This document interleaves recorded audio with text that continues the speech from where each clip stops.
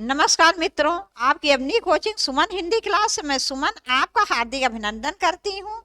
तो मित्रों, जैसा आपको पता होगा, इस चैनल के माध्यम से एलटी ग्रेड, जीआईसी प्रवक्ता, टीजीटी, पीजीटी, बीपीएससी, केंद्रीय विद्यालय, नवोदय विद्यालय, इस प्रकार की प्रतियोगी परीक्षाओं के लिए हिंदी साहित्य के प्रत्येक चैप्टर की थ्योरी कराई जा रही है और उसके बाद उससे संबंधित महत्वपूर्ण प्रश्न करवाए जा रहे हैं। लेकिन मित्रों, ये मतलब वैसे तो इस प्रकार की जिन जिन परीक्षाओं के मैंने नाम लिए हैं ये सभी के लिए महत्वपूर्ण है, लेकिन विशेषकर मैंने एलटी ग्रेड को ध्यान में रखकर ये सारी थ्योरी के नोट्स में बना रही हूँ और उससे संबंधित प्रश्न भी करवाए जा रहे हैं जो कि एलटी ग्रेड के लिए बहुत ही महत्वपूर्ण है।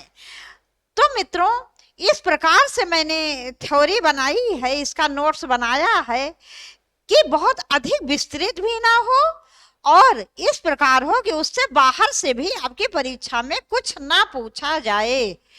तो इसी को ध्यान में रखकर मैंने पहले प्रत्येक चैप्टर की मैं थ्योरी तैयार कर रही हूँ, फिर उससे संबंधित महत्वपूर्ण प्रश्न करवा रही हूँ।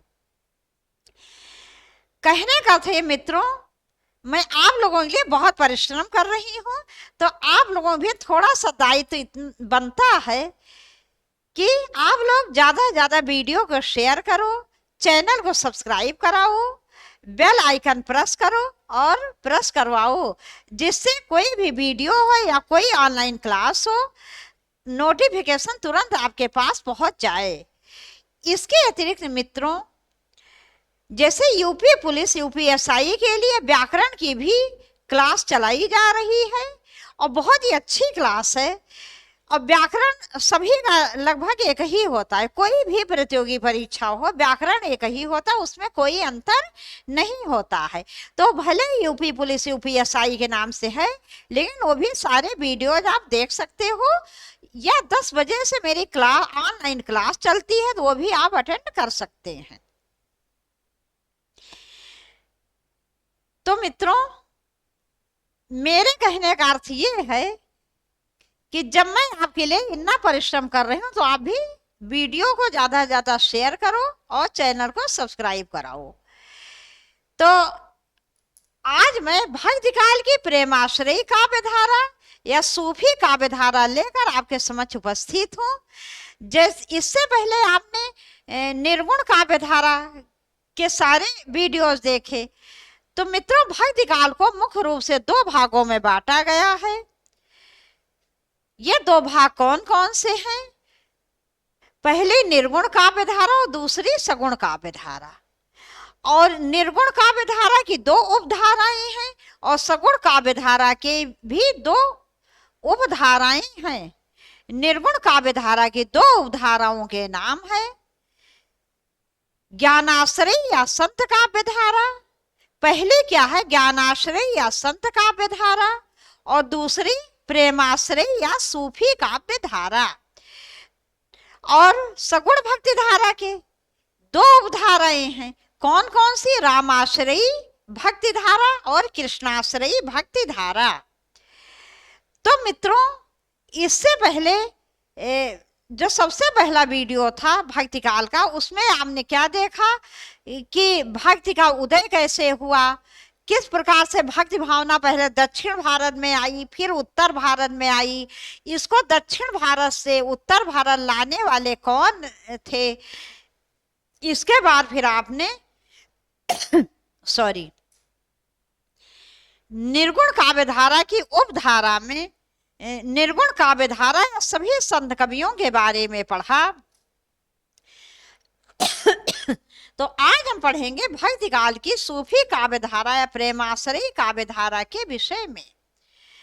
तो मित्रों, प्रेमाश्रयी काव्यधारा, जो कि नाम से ही पता चलता है कि इसमें प्रेम को विशेष महत्व दिया गया था। कहने का अर्थ ये है कि जो प्रेमाश्रयी या सूफी काव्यधारा है, इसमें लौकिक प्रेम के माध्यम से अलौकिक प्रेम का चित्रण किया गया है। माने अलौकिक प्रेम ईश्वर तक पहुंचने का मार्ग क्या है? लौकिक प्रेम से होकर ही अलौकिक तक पहुंचा जा सकता है।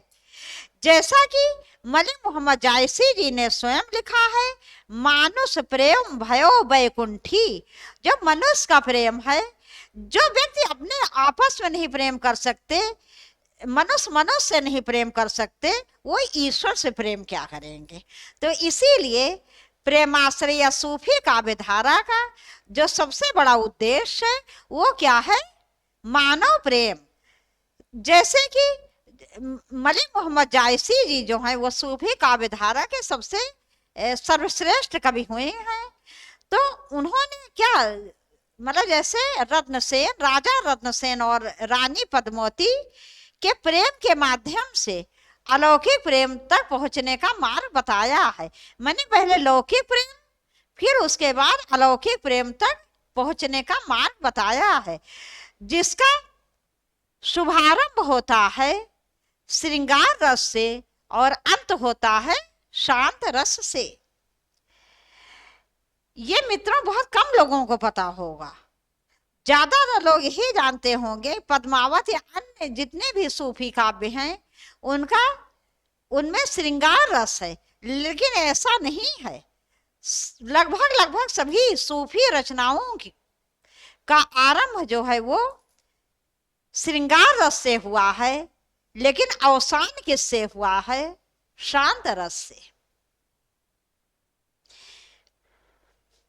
और ये सूफी काव्य धारा को भारत में पहली बार लाने वाले, इसका प्रचार प्रसार करने वाले मोइनुद्दीन चिश्ती जी थे। कौन थे? मोइनुद्दीन चिश्ती जी थे।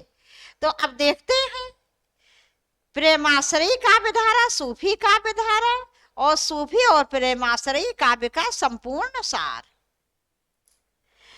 जिसमें हम इसमें सूफी या प्रेमाश्रयी काव्य धारा क्या है और इसकी सारी विशेषताओं के बारे में जानेंगे, इसके प्रमुख कवियों के बारे में जानेंगे, मतलब प्रमुख कवियों के नाम तथा रचनाएं जानेंगे। तो प्रेमाश्रयी काव्य धारा, सूफी काव्य धारा का अर्थ देखेंगे और विशेषताएं सबसे पहले, फिर इसके बाद हम देखेंगे सूफी या प्रेमाश्रयी काव्य धारा के प्रमुख कवियों के बारे में। अब हम देखते हैं सूफी या प्रेमाश्रयी काव्य धारा का अर्थ। तो प्रेमाश्रयी काव्य धारा, जैसा कि मैंने आपको अभी बता दिया था कि प्रेमाश्रयी का अर्थ क्या है? प्रेम। प्रेम को प्रेमाश्रयी काव्य धारा में विशेष महत्व दिया गया है, जो लौकिक प्रेम के माध्यम से अलौकिक प्रेम तक पहुंचने का मार्ग इसमें बताया गया है। प्रेमाश्रयी या सूफी काव्य धारा में प्रेम पर विशेष बल दिया गया है। आगे देखते हैं, मुसलमानों के पवित्र तीर्थ मदीना की मस्जिद। हाँ मित्रों, अब आप ये देखोगे सूफी शब्द का अर्थ क्या है, और ये सूफी काव्य धारा का नाम है। सूफी काव्य धारा पढ़ा कैसे?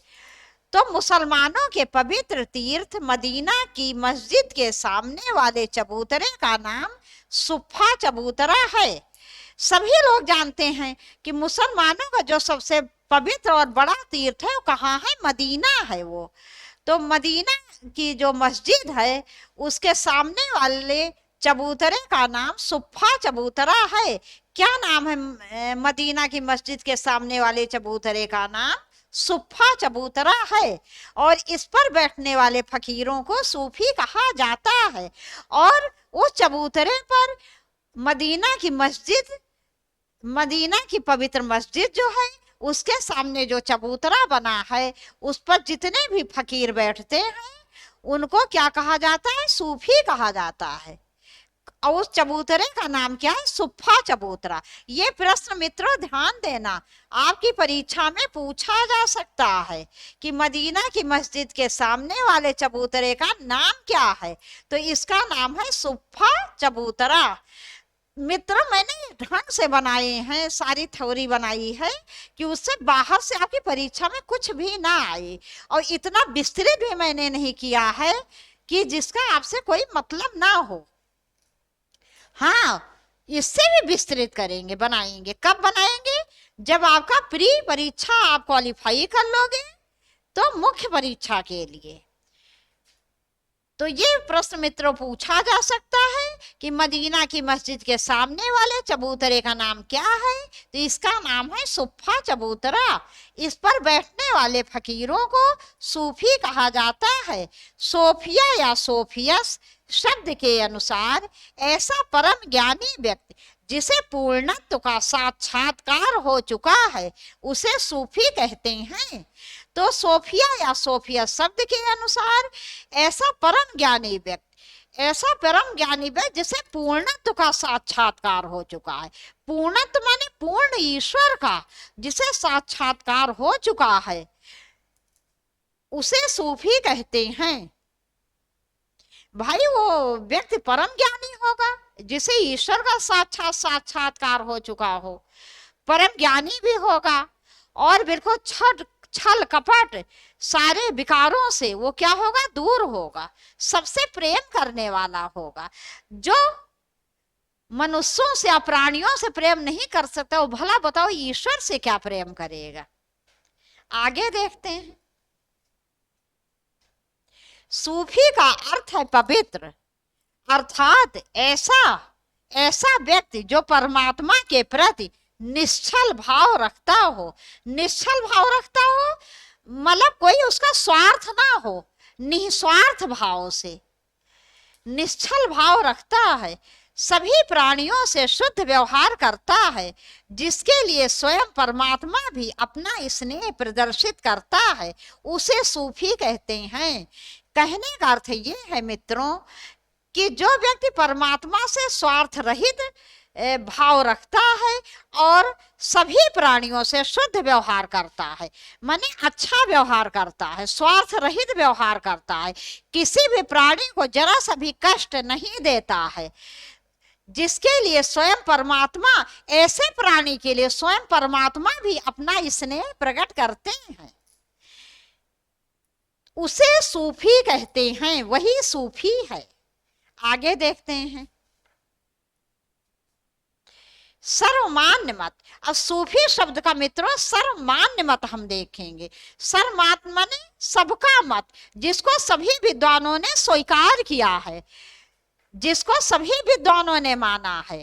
तो सूफी मत का सर्वमान्य मत क्या है हम इसको देखते हैं। सर्वमान्य मत ये है कि सूफी शब्द का संबंध सूफ से है। मित्रों ये भी प्रश्न आपके यहाँ परीक्षा में पूछा जा सकता है कि सूफी शब्द का की उत्पत्ति जो हुई इसका सर्वमान्य मत क्या है। तो सर्वमान्य मत ये सूफी शब्द का संबंध किससे? सूफ से है, सूफ शब्द से है, जिसका अर्थ है सूफी लोग सफेद ऊन से बने हुए चोगे पहनते थे और उनका आचरण पवित्र एवं शुद्ध था। तो सर्वमान्य मत ही है कि सूफी शब्द की उत्पत्ति सूफ से हुई है, जिसमें सूफी लोग सफेद ऊन से बने हुए चोगे पहनते थे। चोगे का अर्थ होता है गाउन, मतलब ऊपर से लेकर नीचे तक सफेद ऊन का जो वस्त्र पहनते थे उसी को चोगा कहते हैं, जिसका नाम आजकल गाउन पड़ गया है।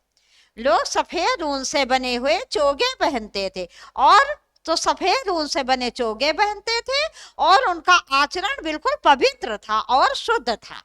मतलब आचरण जो आचार विचार था बिल्कुल शुद्ध था, पवित्र था। कहने का तो कोई भी बुरा कार्य नहीं करते थे और ना उसके बारे में कभी सोच सकते थे।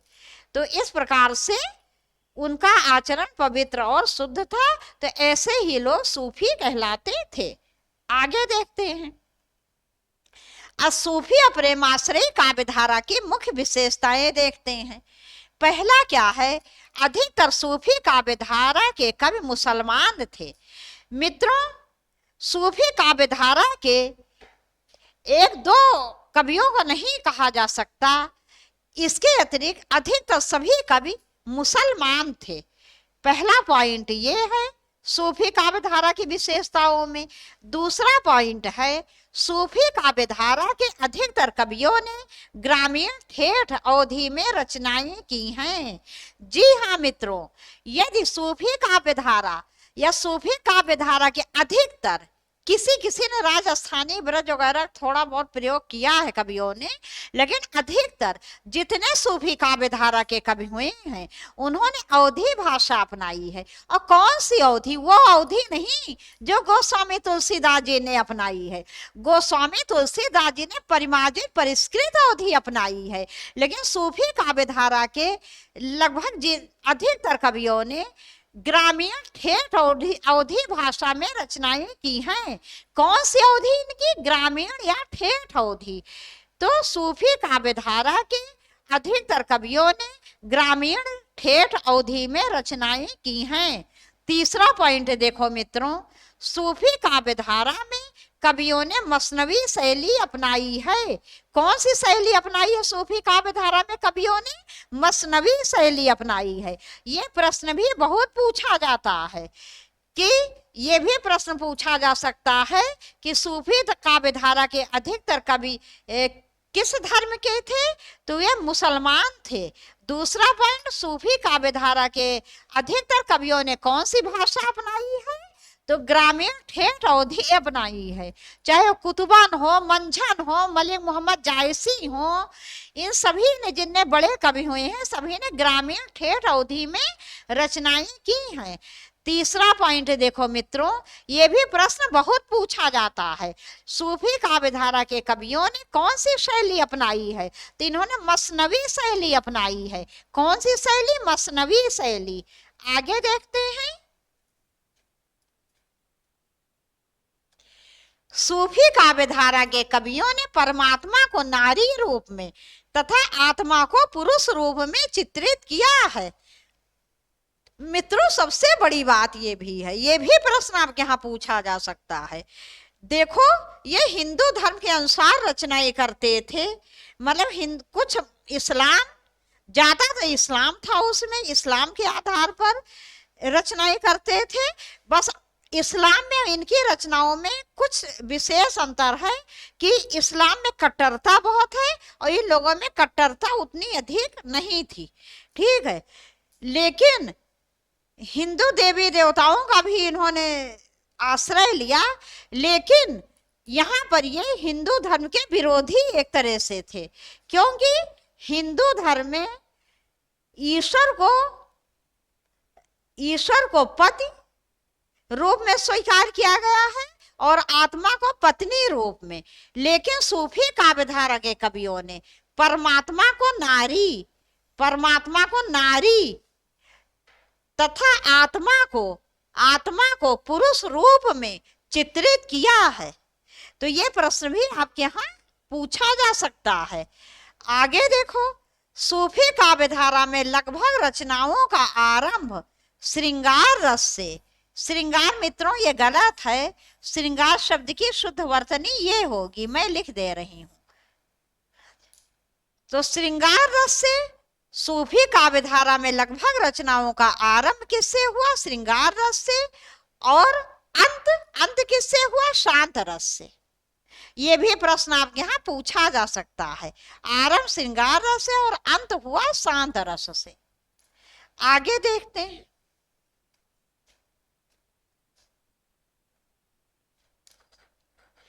सूफी साधना के 4 सोपान। अब यहाँ मित्रों हम लोग देखते हैं सूफी साधना के 4 सोपान।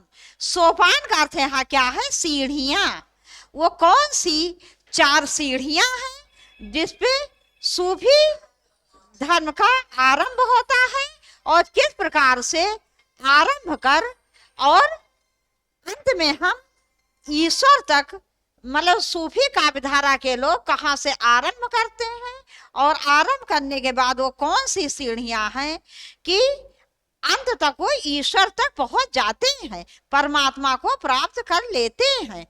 तो सूफी साधना के 4 सोपान इस प्रकार से हैं। सबसे पहला क्या है? शरीयत। सबसे पहला है शरीयत, जिसका हिंदी अर्थ है आचरण। आचरण भाई, शरीयत जिसका अर्थ है आचरण।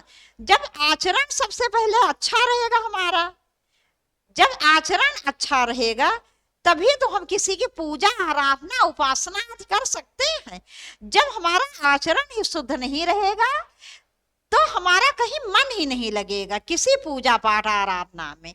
तो सबसे पहला है शरीयत, जिसका अर्थ है आचरण। फिर उसके बाद है तरीकत।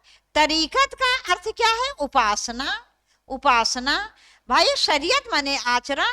सबसे पहले व्यक्ति को अपने आचरण अपना पवित्र करना पड़ेगा, तभी उसका मन तरीकत उपासना में लगेगा, तभी वह व्यक्ति ईश्वर की उपासना कर सकता है। तो सबसे पहले शरीयत आचरण, दूसरा तरीकत उपासना, तीसरा हकीकत। हकीकत का अर्थ क्या है? सिद्धावस्था, मतलब परमात्मा के वास्तविक स्वरूप से परिचित होना। तो सबसे पहले शरीयत, जिसका अर्थ है आचरण। जब व्यक्ति अपना आचरण अच्छा करेगा तभी तरीकत कर सकता है, माने ईश्वर की उपासना, और तभी हकीकत। और जब अच्छे आचरण के द्वारा उपासना होगी ईश्वर की, तभी वो सिद्धावस्था माने परमात्मा के वास्तविक स्वरूप से परिचित होगा। और सबसे अंत में है मारिफत, जिसका अर्थ है सत्यबोध। सत्यबोध का अर्थ है दैवी ज्ञान को प्राप्त करना। तो जब व्यक्ति के सबसे पहले शरीयत आचरण अच्छा, फिर तरीकत उपासना, फिर हकीकत। जब अच्छा आचरण रहेगा, व्यक्ति ईश्वर की उपासना करेगा, तभी उसको सिद्धावस्था परमात्मा के वास्तविक स्वरूप का ज्ञान होगा, और तभी मारिफत सभी सत्यबोध होगा, दैवी ज्ञान को वो प्राप्त हो जाएगा, कर लेगा। तो इस प्रकार से ये सूफी साधना के 4 सोपान बहुत इंपॉर्टेंट है आपकी परीक्षा के दृष्टि से। ये मित्रों प्रश्न पूछा जाता है। सबसे पहले शरीयत, जिसका अर्थ है आचरण, फिर तरीकत, जिसका अर्थ है उपासना, फिर हकीकत, जिसका अर्थ है सिद्धावस्था, फिर मारिफत, जिसका अर्थ है सत्यबोध। अब आगे देखते हैं। अवधी भाषा के प्रमुख प्रेमाख्यान काव्य चंदायन। तो चंदायन मित्रों सूफी काव्य धारा की पहली रचना मानी जाती है, और इसके रचनाकार मुल्ला दाऊद को सूफी काव्य धारा का प्रथम कवि माना जाता है, ये सर्वमान्य मत है। फिर ज्ञानदीप, जिसके रचनाकार हैं ईश्वरदास, यूसुफ जुलेखा, सत्यवती कथा ईश्वरदास, हंस जवाहिर कासिम शाह, मधुमालती, इसके रचनाकार कौन है? मंझन। आगे देखते हैं। मृगावती, इसके रचनाकार है कुतुबन। आचार्य रामचंद्र शुक्ल जी ने मृगावती को हिंदी की वो सूफी काव्य धारा की प्रथम रचना, और इसके रचनाकार कुतुबन को सूफी काव्य धारा का प्रथम कवि माना है। चित्रावली उस्मान जी की रचना है। इंद्रावती नूर मोहम्मद जी की रचना है। फिर पद्मावत, जिसकी रचना काल है जिसका 1540 ईस्वी, और ये सूफी काव्य धारा प्रेमाश्रयी काव्य धारा का सर्वश्रेष्ठ ग्रंथ माना जाता है, जो कि प्रबंध काव्य या महाकाव्य है। और तो ये मलिक मोहम्मद जायसी जी द्वारा रचित है। उसके बाद रस रतन, ये पुहकर कवि द्वारा रचित है। किसके द्वारा? पुहकर द्वारा। फिर उसके बाद अनुराग बांसुरी, ये भी नूर मोहम्मद जी की रचना है। तो इंद्रावती और अनुराग बांसुरी ये दोनों ही नूर मोहम्मद जी की रचनाएं हैं। अब आगे देखते हैं मित्रों। सूफी काव्य धारा की प्रथम रचना क्या है? चंदायन, जिसके रचनाकार कौन है? मुल्ला दाऊद जी, और इसका रचनाकाल है 1379 ईस्वी। 1379 ईस्वी इसका रचना काल है। और सर्वश्रेष्ठ रचना कौन सी है सूफी काव्य धारा की?